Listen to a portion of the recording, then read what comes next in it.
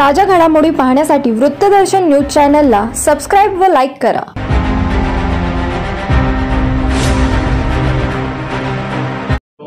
दिनांक 9 एप्रिल रोजी गुढीपाडव्याच्या दिवशी महाराष्ट्र नवनिर्माण सेनेचे अध्यक्ष माननीय राजसाहेब ठाकरे यांनी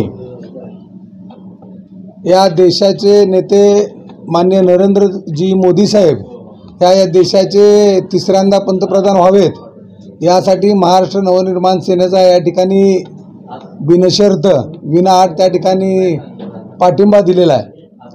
आणि हा पाठिंबा देताना माननीय राजसाहेबांनी मोदी साहेबांकडून काही अपेक्षा व्यक्त केल्या होत्या।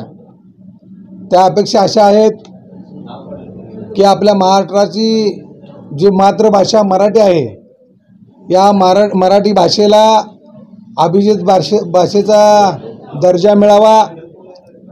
छत्रपती शिवाजी महाराजांचं स्मारक जे अरबी समुद्रामध्ये प्रस्तावित आहे ते स्मारक ताबडतोब त्या ठिकाणी उभं करण्यात यावं।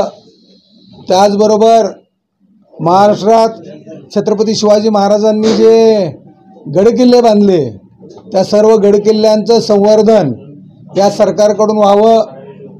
त्याचबरोबर या महाराष्ट्रातील मराठी तरुण आणि तरुणींना त्या ठिकाणी रोजगार मिळाला पाहिजे, उद्योग मिळाला पाहिजे, काम मिळालं पाहिजे अशा माफक अपेक्षा माननीय राजसाहेबांनी त्या ठिकाणी व्यक्त केल्या होत्या। आणि त्याच धर्तीवर उद्या रविवार दिनांक 28 एप्रिल रोजी सायंकाळी 6 वाजता छत्रपती शिवाजी महाराज चौक पंढरपूर येथे महाराष्ट्र नवनिर्माण सेनेची जाहीर सभा महायुतीच्या उमेदवारांच्या प्रचारार्थ महायुतीचे सोलापूर लोकसभा मतदारसंघातील उमेदवार माननीय राम सातपुते आणि माढा लोकसभा मतदारसंघातील उमेदवार रणजितसिंह नाईक निंबाळकर या दोन्ही उमेदवारांच्या प्रचारासाठी या ठिकाणी सभा आयोजित केलेली आहे।